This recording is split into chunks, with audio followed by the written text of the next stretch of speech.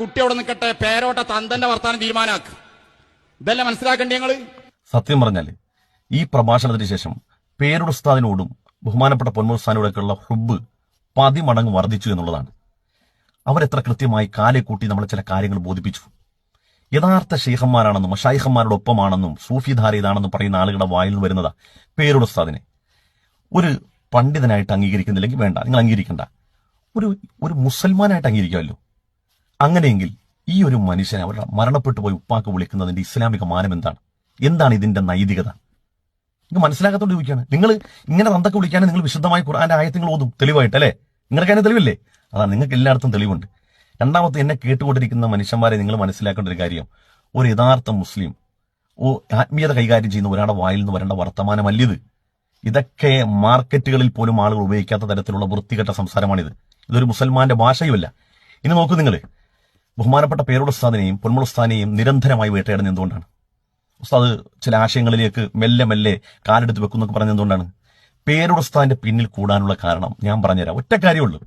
അതിന് അറബിൽ താന്നൂത്തി എന്ന് പറയും, ദുർവാശി. എന്തിനാണ് അങ്ങനെ ഒരു താന്നൂത്ത് വെക്കുന്നത്? അതെ, ഒരു പ്രസ്ഥാനത്തെ തകർക്കണമെങ്കിൽ അതിന്റെ നട്ടെല്ല് ചവിട്ടി ഓടിക്കണമെന്നുള്ളതാ. ഒരു സൈന്യത്തിന്റെ നേതൃസ്ഥാനം വഹിക്കുന്ന ആ സൈന്യത്തിന്റെ ഭടനുണ്ട്, സൈന്യാധിപൻ. അയാൾ വീണ് കഴിഞ്ഞാൽ പിന്നിലുള്ള പടയണി മുഴുവനും ചിതറി ഓടും.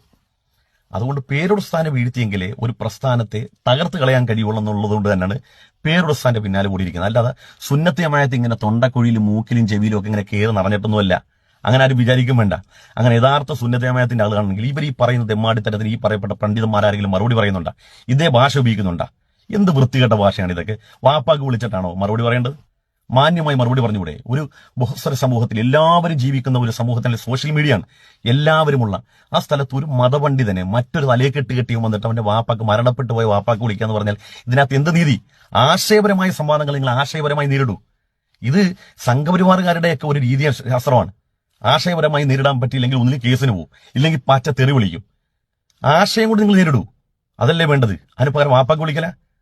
ഇപ്പൊ നിങ്ങൾ എന്താ നമുക്ക് മനസ്സിലായി. ചിലരെങ്കിലും ബഹുമാനപ്പെട്ട പേരുടെ ഉസ്താദും പൊന്മുൾ ഉസ്താദൊക്കെ ഇവരുടെയൊക്കെ പിന്നാലെ കൂടുന്നത് അവർക്ക് അറ്റൻഷൻ കിട്ടാതെ അവർ താഴ്ന്നു പോകും, ഇവരൊക്കെ ആത്മീയ ആചാര്യന്മാരായി മാറും എന്നുള്ളത് അസൂയ പൂണ്ടിട്ടാണെന്ന് തെറ്റിദ്ധരിച്ച ആരെങ്കിലും ഉണ്ടെങ്കിൽ ദേ, യഥാർത്ഥ മശൈഖന്മാരുടെ പിന്നിലാണെന്ന് പറയുന്നവരുടെ വായിൽ നിന്ന് വരുന്ന വർത്തമാനമാണിത്. ഇത് നബിതങ്ങളുമായിട്ടുള്ള ബന്ധം എന്താണെന്ന് ആരെങ്കിലും പറഞ്ഞു തന്നാൽ എനിക്കത് കേൾക്കാൻ കൊതിയുണ്ട്.